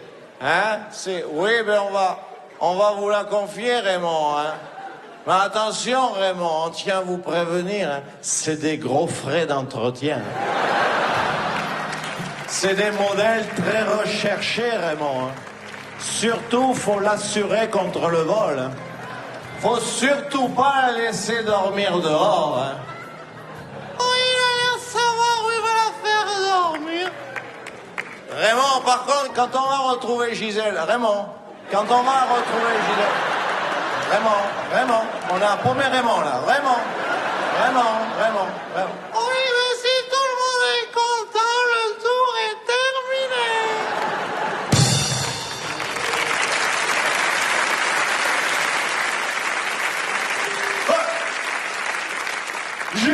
Génial, je les adore. Bienvenue dans le plus grand cabaret du monde, je les adore. Charlie Dino parce que c'est des vrais artistes comme on les aime, c'est plus que des vrais artistes, c'est des vrais gens. C'est plus que des vrais gens, c'est des vrais potes, c'est plus que les potes, c'est ma famille, c'est mon frère, c'est ma sœur. C'est moi qui les ai couverts dans le plus grand cabaret du monde, c'est moi qui les ai trouvés, mais j'ai arrêté de parler de moi, je vais vous parler de mon disque. Parce que moi, mes disques, ils sortent chaque année, ils passent pas dans les radios, ils passent dans les férias, les bodégas, les mariages, les anniversaires, les communions, toutes les réunions de famille, sauf une. Ce jour-là, il n'y a pas d'ambiance, personne danse, tout le monde fait la gueule, et ça m'a donné l'idée de faire un disque. Alors je vais demander à tous mes musiciens, toutes mes filles à plumes de venir me retrouver sur l'avant-scène. Allez, il est où le loup? Ah, le con. Allez, tout le monde vient me retrouver. C'est un karaoké, vous pouvez chanter, vous pouvez taper dans les mains. C'est parti, allez, ouais. À l'enterrement de Pépé, on a bien rigolé. À l'enterrement de Fernand, c'est vrai que c'était poilant. À l'enterrement de Firmin, c'est vrai qu'on était plein. Et on a respecté leur dernière volonté. On est rentré pour la la la la la la la la la la la. À l'enterrement d'Aimable, on était sous la table. À celui de Camille, on a fait la chenille. À l'enterrement de Ginette, on a fait tourner les serviettes. Et à l'enterrement de Robert, rien qu'à la mise en bière, on était tous par terre. Et hop.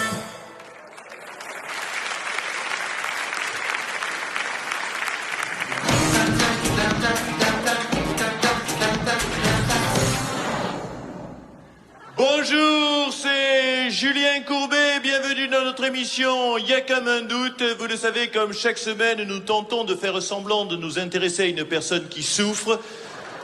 Cette semaine, elle est dans une situation totalement inextricable, elle est au bout du rouleau. Je vous demande d'accueillir notre premier dossier, Gisèle.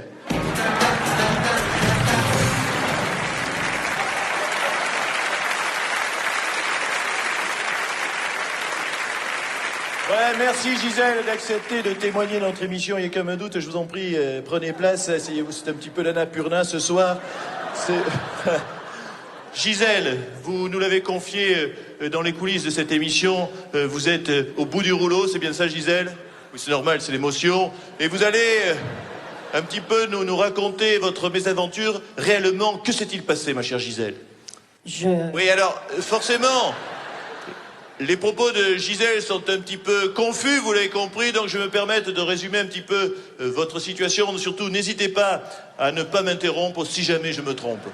Donc très simplement, vous assistiez à un spectacle d'un imitateur douteux, on peut le dire, et vous avez été la victime d'un sketch de très mauvais goût. En l'occurrence, il s'agissait d'un tour de magie raté. C'est bien ça, Gisèle? Oui, c'est normal, c'est l'émotion.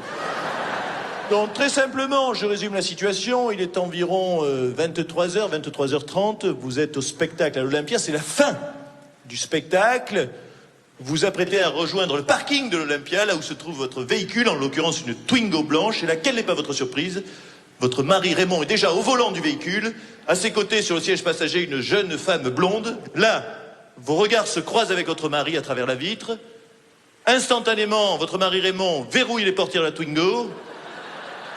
La voiture démarre en trombe, non, sans vous avoir fait un petit geste amical de la main. C'est bien ça, Gisèle? C'est normal, c'est l'émotion. Eh bien, ma chère Gisèle, nous n'allons pas vous laisser dans cette panade. Nous avons décidé de prendre le taureau par les cornes. C'est vrai que l'expression peut être un petit peu mal choisie. Et nous allons tout de suite appeler votre mari Raymond, grâce à notre super téléphone, notre super régie et notre super sonnerie. C'est parti. Ça fait peur, hein? Il y a plus d'un con craqué, croyez-moi. Allô? Oui, Raymond? Oui? Raymond du 12 avenue Victor Hugo? Oui? Oui, bonjour, c'est Julien Courbet de la télévision française. Je suis avec votre épouse Gisèle qui nous a raconté un petit peu sa mésaventure et qui nous...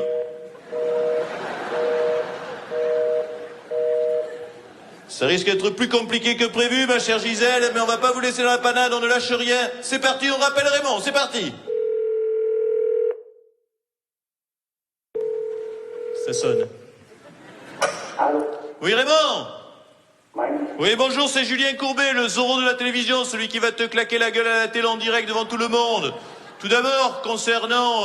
votre attitude, c'est pas très joli comme ça de raccrocher au nez à la barbe de ceux qui essayent de résoudre les problèmes. Et puis, concernant votre petite escapade avec la jeune hôtesse brésilienne mineure qui répond au doux nom de Manuela. Bien sûr, c'était dans le cadre d'une blague, dans le cadre d'un spectacle humoristique, ce qu'on appelle communément un sketch. Ce n'est pas la vraie vie, bien sûr. Gisèle est là et elle vous attend. Oui, mais moi, j'ai tourné la page, monsieur Courbet, j'ai revu ma vie. Oui, non mais attendez.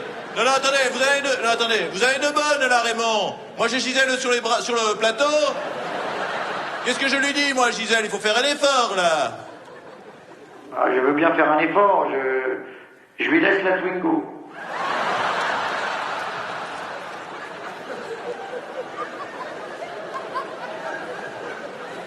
Pas mal, la Twingo. Pas mal, je pense qu'on peut faire mieux, quand même. J'habitue les arnaques. Attendez, laissez-moi faire, je vais m'occuper de lui. Raymond!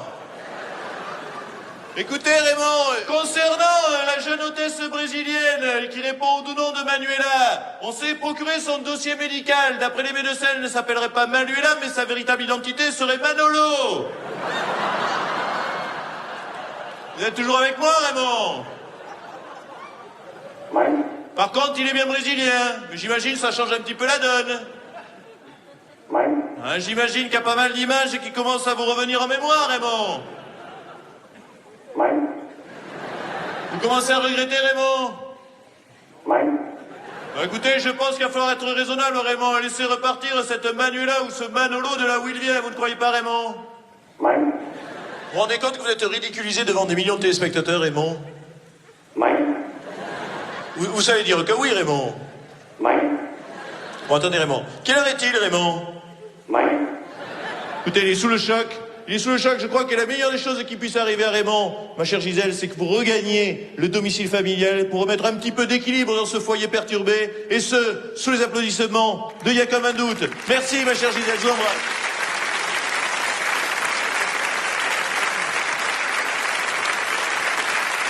Mesdames, messieurs, sous vos applaudissements. Et je suis sûr, voilà, je suis sûr que Raymond, qui nous écoute, sera ravi de retrouver sa Gisèle au foyer, n'est-ce pas, Raymond? Non. En tout cas, cela confirme la devise de notre émission. Ce n'est pas parce qu'on n'a servi à rien cette fois-ci qu'on ne sera pas capable d'être inutile la prochaine fois.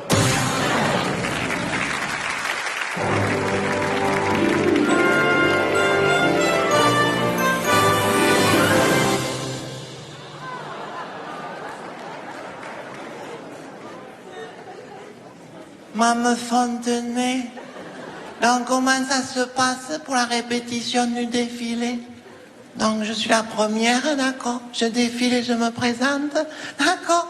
Je comprends. Pardon? En musique et en rythme.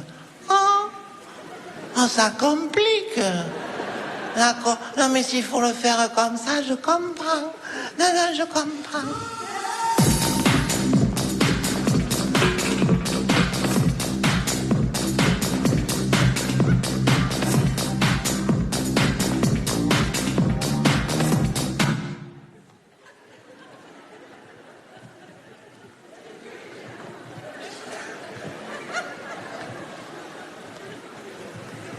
Ça tient pas.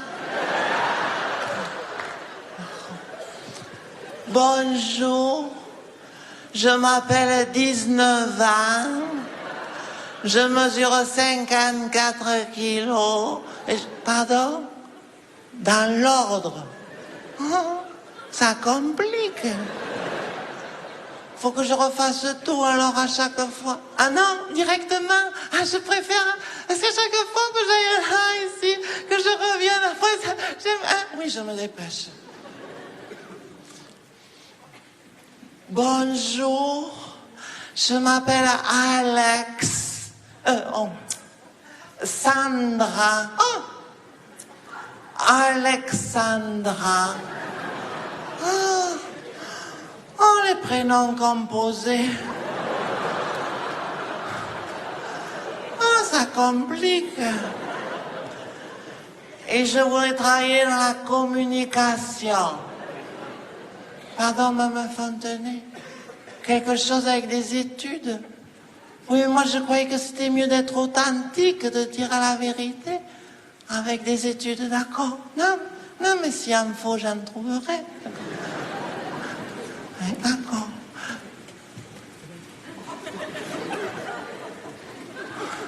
Avec ces études.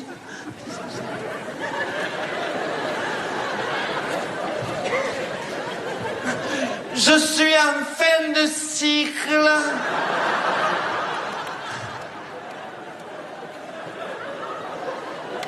J'ai passé tous mes examens, ça va. La communion du premier coup, je l'ai eu. Le bac, pareil, du premier coup, j'ai loupé. On est très têtu dans la famille. Mon père a une licence 4. Mon grand-père est encore en terminale, enfin en phase terminale. Il espère redoubler encore au moins une année.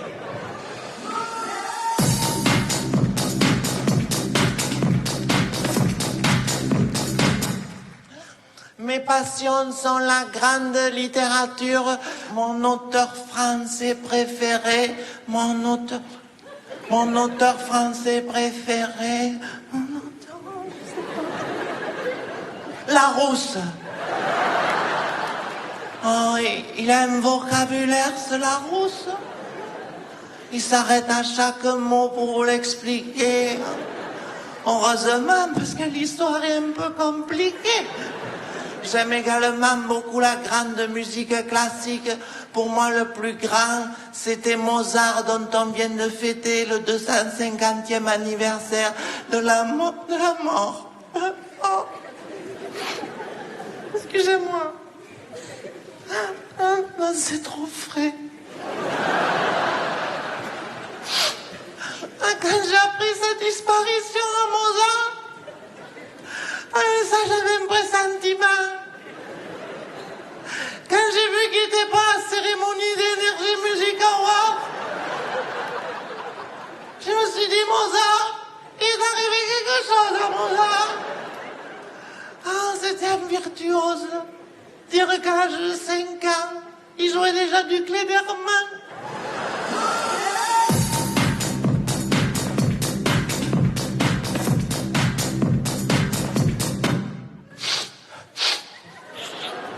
Excusez-moi. Les vœux, oui, les vœux. C'est pas trop tôt pour les vœux? Non. Alors, les vœux 2009, les vœux.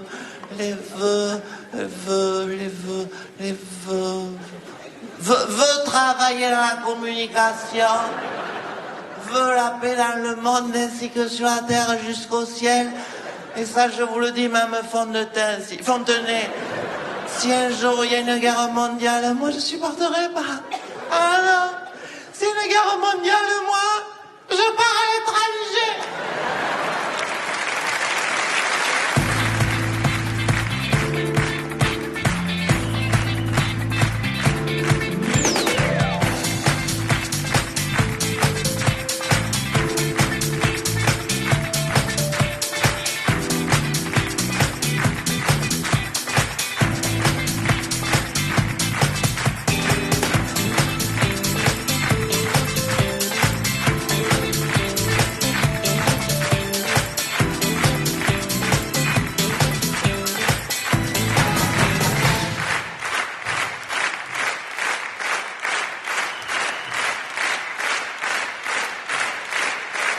Merci beaucoup, merci mesdames et messieurs de votre accueil.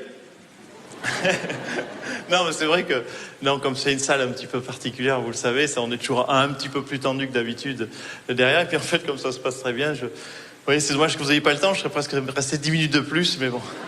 Voilà, merci beaucoup.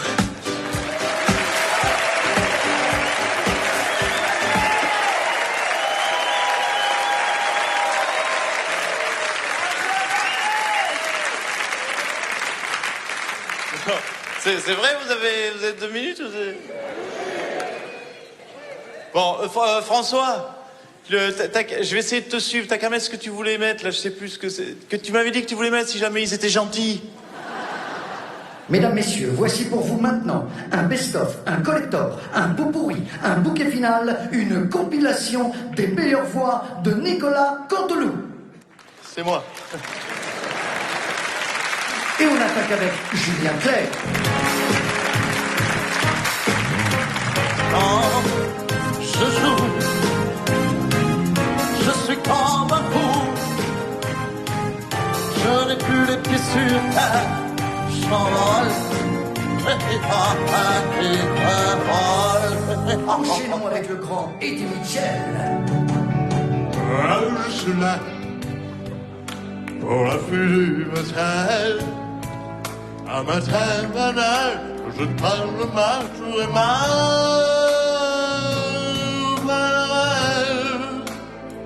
Oh, la pluie du matin. Mais aussi Michel Delpech. Par-dessus les temps, soudain j'ai vu passer les oies sauvages. Elles s'en allaient vers le midi, la Méditerranée. Moi, Gérard Chivardi, je dis, les oies sauvages, c'est comme les pigeons. C'est dans l'assiette. Nicolas rend hommage à la grande Dalida. Moi, j'ai appris sur terre, devant les portraits. On continue avec la délicieuse Olivia Ruiz. Taille-moi les hanches à la Suzanne pour manger de chocolat. Et la délicieuse Maïté. Taille-moi les hanches à l'âche. J'ai trop mangé Dieu le canard. Ouh, ouais. Et alors, c'est qui la patronne? Nicolas imite les chanteurs engagés. Enrico Macias. J'allais le long des rues comme un enfant perdu. J'avais peur, j'avais froid, Sarkozy, tu m'as pris dans tes bras. Rappelez-vous, elle était là aussi, Mireille Mathieu.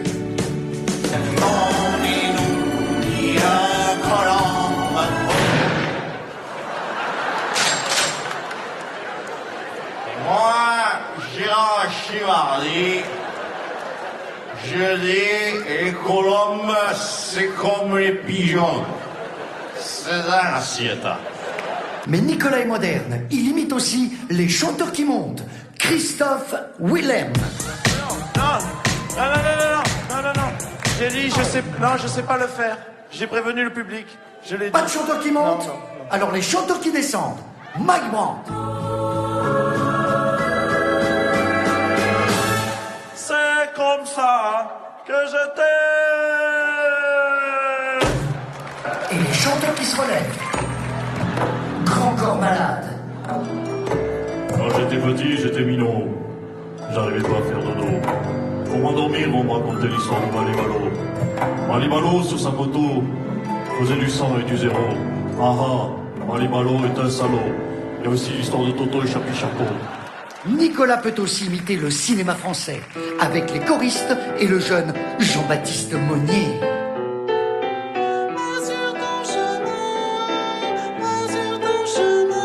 Jean-Baptiste à l'adolescence.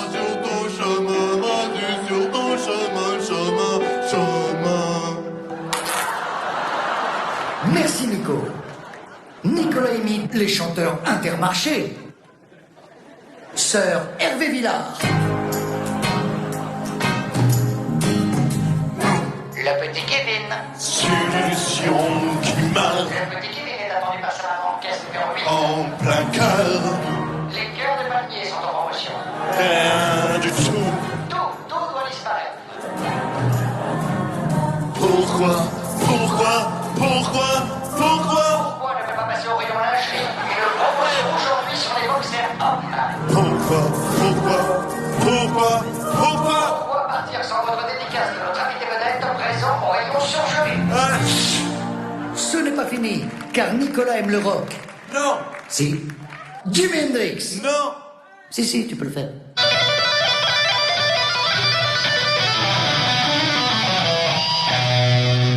Merci Nico.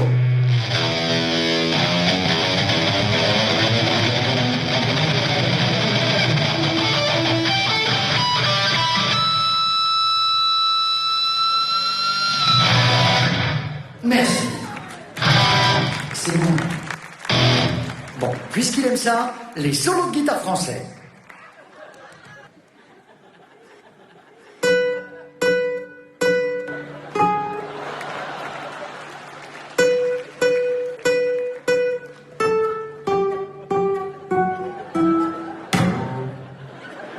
La guitare est cassée? Oui. Bon, bah alors pourvu. Ah ben forcément, elle va marcher beaucoup moins bien. Et pour terminer, hommage au grand Luciano Pavarotti. Madonna mobile, mangiavo le spaghetti, la pasta asciutta, con parmigiano, con fianchi, con tiramisù, un petit caffè.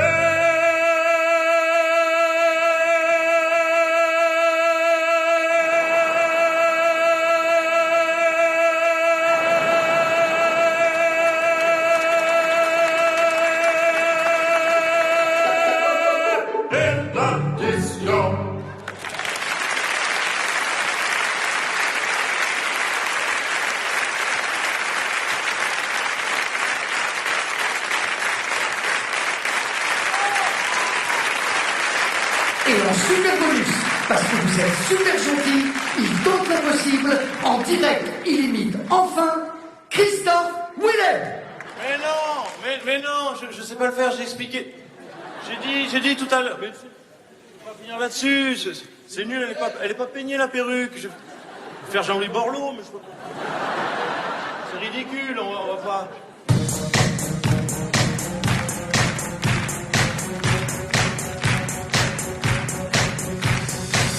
Quand je serai grand, je serai bêtise.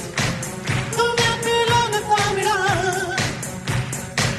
En attendant, je me déguise. Et tous les costumes me vont bien. Le rouge, le noir, le bleu, l'espoir, c'est noir. Faudrait savoir ce que tu veux, faudrait savoir ce que tu veux, faudrait savoir ce que tu veux, faudrait savoir ce que tu veux. Faudrait savoir ce que tu veux.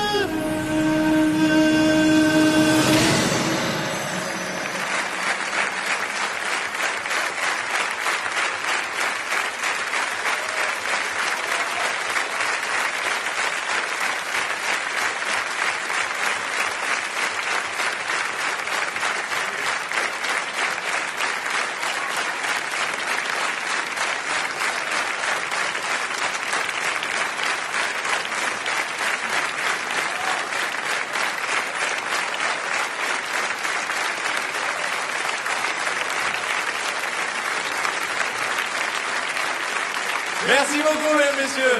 Non, je vous en prie, prenez place. Asseyez-vous. J'ai l'impression d'être à la messe. Écoutez, j'aimerais associer à vos applaudissements, j'en ai parlé tout à l'heure, de la technique. J'ai oublié un garçon qui, je crois, qui vous a régalé avec les images vidéo qui étaient sur l'écran. Antoine Chamy, qui est juste caché derrière. Merci pour lui. Également, si vous le permettez, il y a 2 personnes auxquelles je pense très fort et qui ont toujours été là quand il le fallait, qui ont toujours su répondre présent. Gisèle et Raymond.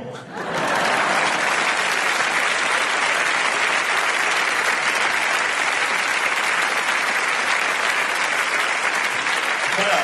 Alors, Gisèle, je me suis permis de vous faire un petit bisou, Gisèle, mais j'ai pas de petit cadeau. Si, j'ai un petit cadeau pour Raymond. J'ai pensé à un petit cadeau pour Raymond.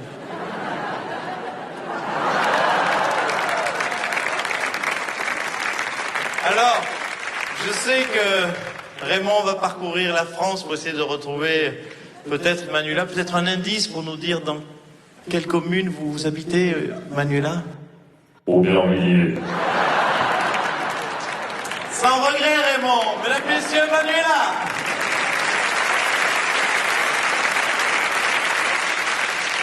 Et puis, je voulais faire un petit clin d'œil à un monsieur que j'ai croisé il y a une dizaine d'années, qui a cru en moi alors que je faisais simplement les cabarets.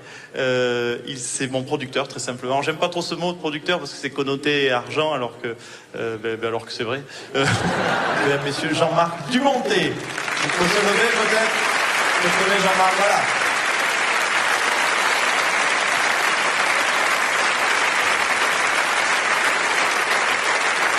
Ça me fait plaisir qu'il soit là, parce que d'habitude il est toujours à la caisse, et là il est au spectacle. Et puis je ne peux pas ne pas vous parler de mes complices à l'écriture, ce sont les auteurs.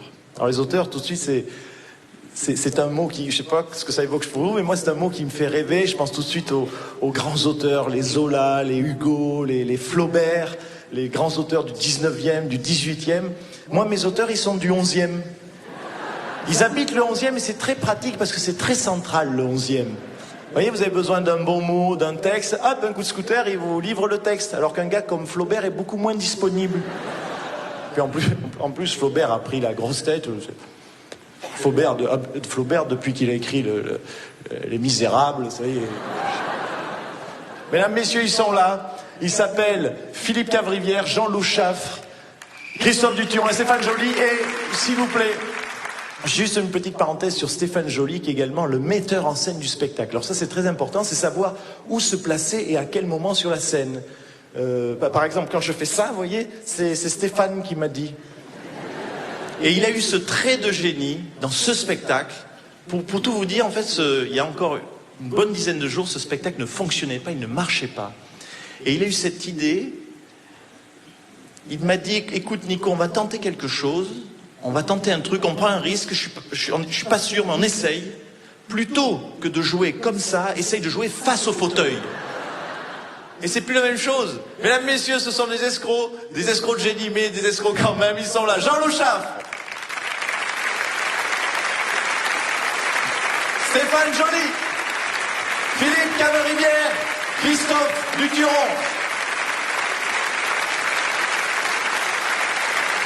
Voilà, mesdames, messieurs, ceux qui vous ont fait passer cette belle soirée.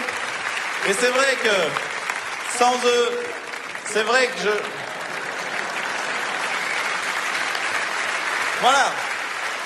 Voilà, c'est bon, on va les raccompagner. Ah oui, un petit souvenir, non, c'est normal, c'est l'Olympia, on fait un petit souvenir. C'est pas tous les jours qu'on joue l'Olympia, alors on aime bien faire une petite photo de toute l'équipe tous ensemble.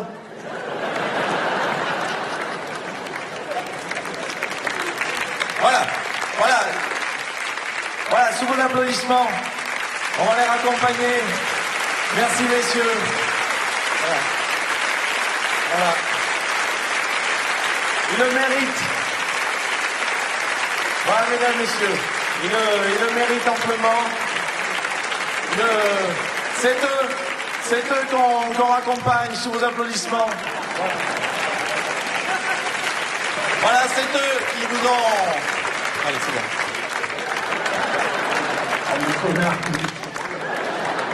Voilà, c'est ma famille. Et c'est vraiment des fidèles et je sais que...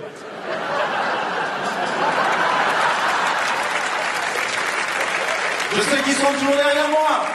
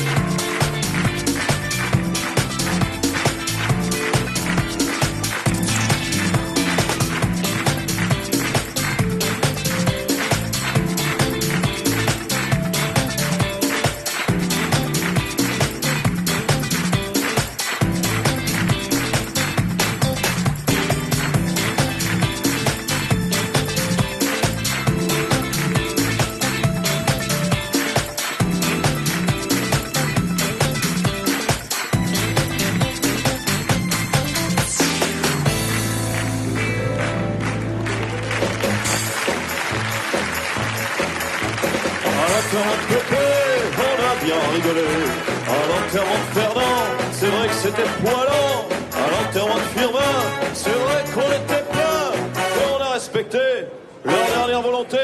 On est rentré pour la la la la la la la la la la. À l'enterrement d'Aimable, on était sous la table. À celui de Camille, on a fait la chenille. À l'enterrement de Ginette, on a fait tourner les serviettes. Et à l'enterrement de Robert, rien qu'à la mise en bière, on était tous par terre.